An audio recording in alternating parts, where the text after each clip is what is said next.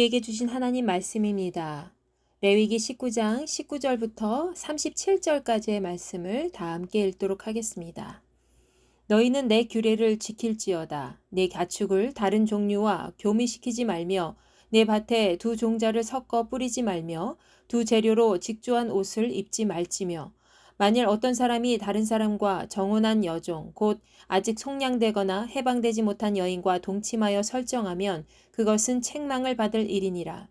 그러나 그들은 죽임을 당하지는 아니하리니 그 여인이 해방되지 못하였기 때문이니라. 그 남자는 그 속건제물 곧 속건제 순양을 회막문 여호와께로 끌고 올 것이요 제사장은 그가 범한 죄를 위하여 그 속건제의 순양으로 여호와 앞에 속죄할 것이요 그리하면 그가 범한 죄를 사함 받으리라. 너희가 그 땅에 들어가 각종 과목을 심거든 그 열매는 아직 할례받지 못한 것으로 여기되 곧 3년 동안 너희는 그것을 할례받지 못한 것으로 여겨 먹지 말 것이요 넷째 해에는 그 모든 과실이 거룩하니 여호와께 드려 찬송할 것이며 다섯째 해에는 그 열매를 먹을지니 그리하면 너희에게 그 소산이 풍성하리라. 나는 너희의 하나님 여호와이니라. 너희는 무엇이든지 핏째 먹지 말며 점을 치지 말며 술법을 행하지 말며 머리깔을 둥글게 깎지 말며 수염 끝을 손상하지 말며 죽은 자 때문에 너희의 살에 문신을 하지 말며 무늬를 놓지 말라. 나는 여호와이니라. 내 딸을 더럽혀 창녀가 되게 하지 말라. 음행이 전국에 퍼져 죄악이 가득할까 하노라. 내 안식일을 지키고 내 성소를 귀히 여기라. 나는 여호와이니라. 너희는 신접한 자와 박수를 믿지 말며 그들을 추종하여 스스로 더럽히지 말라. 나는 너희 하나님 여호와이니라. 너는 샘 머리 앞에서 일어서고 노인의 얼굴을 공경하며 네 하나님을 경외하라. 나는 여호와이니라. 거류민이 너희의 땅에 거류하여 함께 있거든 너희는 그를 학대하지 말고 너희와 함께 있는 거류민을 너희 중에서 나은 자같이 여기며 자기같이 사랑하라. 너희도 애굽 땅에서 거류민이 되었었느니라. 나는 너희의 하나님 여호와이니라. 너희는 재판할 때나 길이나 무게나 양을 잴 때 불의를 행하지 말고 공평한 저울과 공평한 추와 공평한 에바와 공평한 흰을 사용하라. 나는 너희를 인도하여 애굽 땅에서 나오게 한 너희의 하나님 여호와이니라. 너희는 내 모든 규례와 내 모든 법도를 지켜 행하라. 나는 여호와이니라. 아멘. 오늘은 일상의 성소를 거룩하게 지켜라 라는 제목으로 말씀을 함께 나누고자 합니다. 레위기 19장 19절부터 37절까지 기록된 내용 중에서 중심 주제는 바로 이스라엘 민족이 하나님의 언약 백성으로서 자신의 모든 일상 속에서의 그런 성소에서 하나님의 창조 질서를 잘 지키며 살아가야 한다는 것입니다. 이것은 그들이 원래 하나님께서 만들어 놓으신 그대로 혼합된 민족이 아닌 순결한 그분의 자녀로 살아가야 함을 의미하고 있지요. 오늘 본문 말씀은 이러한 핵심 내용을 중심으로 해서 4가지 단락으로 나누어서 살펴보도록 하겠습니다. 자, 먼저 19절부터 22절까지의 말씀입니다. 여기서는 동물이든지 식물이든지 어떤 것이든지 두 종류의 혼합을 금지하고 자신이 데리고 있는 여종과의 잘못된 성관계를 처벌하는 내용이 기록이 되어 있습니다. 하나님께서는 이스라엘 백성이 순결한 하나님의 백성으로 인간적인 방법으로 하나님의 창조 질서를 위배하는 일을 하지 않도록 하셨습니다. 이것은 오늘날에도 해당되는 중요한 부분이지요. 우리가 사는 세상에서는 흔히 2가지 다른 종류의 씨앗을 섞어서 재배하거나 짐승 역시 다른 종류를 교배하여 가장 좋은 종류의 품종을 남기려고 할 때가 있습니다. 두 종류가 혼합되는 것은 합리적인 것이 아니라 하나님의 창조 질서를 무너뜨리는 중대한 범죄가 된다는 것이죠. 그럼에도 대부분의 많은 사람들은 인간적으로 가장 편리하고 좋게 여겨지는 방법으로 보다 쉽게 본인이 원하는 것들을 얻기 위하여 하나님께서 금하신 혼합을 스스럼 없이 행할 때가 많이 있습니다. 하나님의 거룩하신 질서 속에 창조된 모든 생물은 그 나름대로의 규칙이 있습니다. 혼합은 바로 이 규칙을 무너뜨리고 가장 아름답고 건강한 상태를 파괴하는 행위이죠. 또한 20절에 기록된 주인과 여종과의 잘못된 만남 역시 하나님께서 금하신 혼합과 연관되어 있습니다. 이미 다른 사람의 아내로 살고 있는 여종이 아무리 그 주인에게 속한 자로서 그 신분을 자유롭게 해방받지 못했다 하더라도 그 주인은 남의 아내인 여종과 함부로 동침해서는 안 되었습니다. 그것은 그 여종뿐만 아니라 그녀의 남편에게까지도 큰 상처와 손해를 입히는 것이 되었기 때문입니다. 원래 이스라엘의 구약법상 간통하는 죄는 두 남녀 모두 돌로 맞아 죽여야 했습니다. 그러나 하나님께서 그 여종이 주인에게 속한 자로 자유한 몸이 아니기 때문에 일단 그 주인은 죽음까지는 이르지 않는다고 하였습니다. 그럼에도 그는 21절과 22절에 기록된 대로 자기 죄를 사함받는 정결 제사를 치러야 했습니다. 그것은 다른 사람의 것을 소중히 여기지 않고 강제로 빼앗은 것이나 다름없는 것이기 때문에 분명히 피해에 대한 보상이 필요했기 때문이죠. 그래서 그는 이웃에 대한 피해에 대하여 보상을 하고 또 하나님의 법을 어겼을 때 행하는 그런 책임 의식을 갖고 속건 제사를 드려야 했습니다. 여종과 잘못된 성적 행위를 한 이 주인은 먼저 속건 제사를 드릴 순양을 회막문 앞 여호와 하나님 앞에 가져와서 속건 제사를 드리고 제사장은 그가 여호와 하나님 앞에 범한 죄를 속죄해야 했습니다. 그래야 그는 온전한 용서를 받을 수가 있었습니다. 그 다음 단락은 본문 말씀 23절부터 25절까지의 말씀입니다. 여기서는 하나님께서 이스라엘 백성에게 과실, 곧 열매에 대하여 보호하는 법을 지키도록 하셨습니다. 하나님께서는 이스라엘 백성들이 가나안 땅에 들어갔을 때 밭에 열매를 심을 경우 최소 3년은 기다려야 함을 말씀하셨습니다. 만약 3년 안에 열매가 맺힌 것이 있다면 그 열매는 할례받지 못한 것으로 간주되었기 때문에 이스라엘 백성들이 먹을 수가 없었습니다. 이스라엘 백성들에게 있어서 할례는 거룩한 민족으로 살아가는 표징이 되지요. 열매 역시 3년 안에 급하게 맺힌 것은 아직 성숙하지 못한 것으로 어린 나무가 맺은 열매이기 때문에 충분한 영양분을 공급받지 못한 것이 되었습니다. 또 나중에 장기적으로 성장하여 좋은 열매를 계속 맺지 못하게 하는 그런 방해 요소가 되었기 때문에 그래서 하나님께서는 3년 안에 맺힌 열매를 먹지 못하게 하신 것이지요. 그러나 밭에 심은 열매가 4년째 되는 해에 맺히게 되면 그것은 첫 소산물이기 때문에 가장 먼저 하나님께 올려드리고 또 5년째 되는 해부터는 이스라엘 백성들이 감사한 마음으로 자유롭게 그 열매를 먹을 수가 있었습니다. 세 번째 단락의 내용은 바로 본문 말씀 26절부터 31절까지의 말씀입니다. 여기서는 점술과 마술 등을 포함해서 이방 민족의 여러 가지 종교적 관행을 금하신 말씀이 기록되어 있습니다.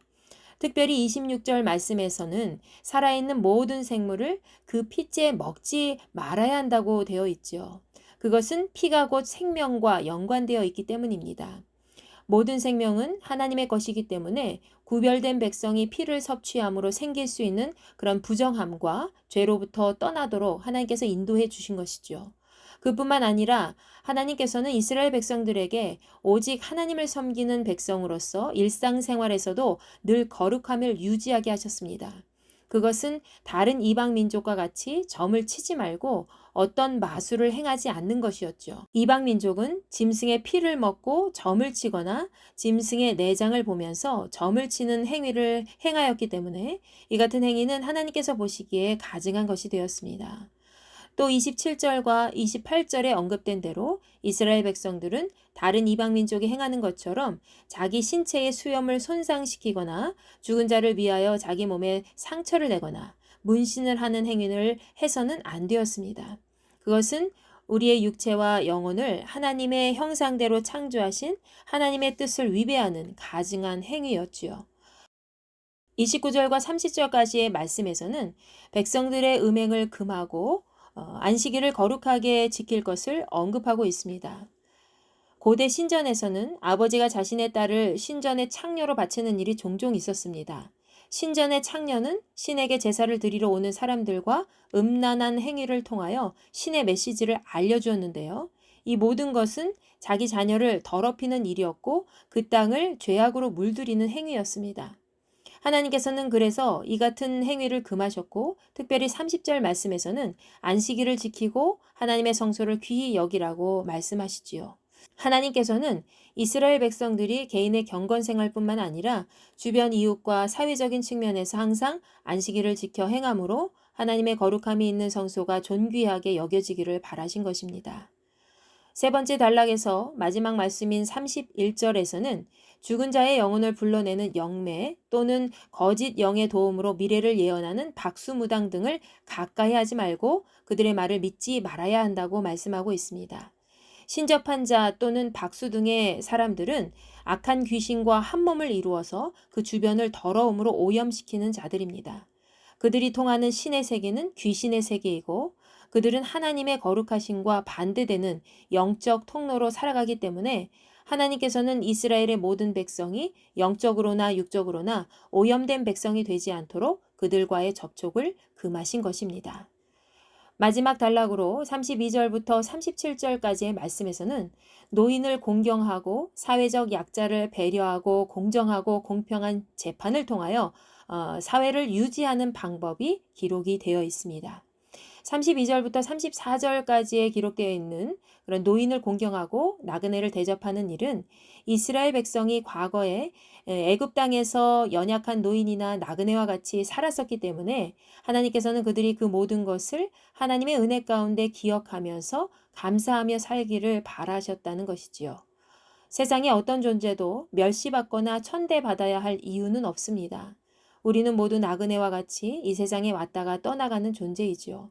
하나님께서 허락하신 이 세상에서의 삶을 하나님의 은혜 가운데 날마다 감사하면서 우리 주변에서 소외되고 연약한 자들을 위해 조금 더 배려하고 또 하나님의 사랑을 전하며 사는 것.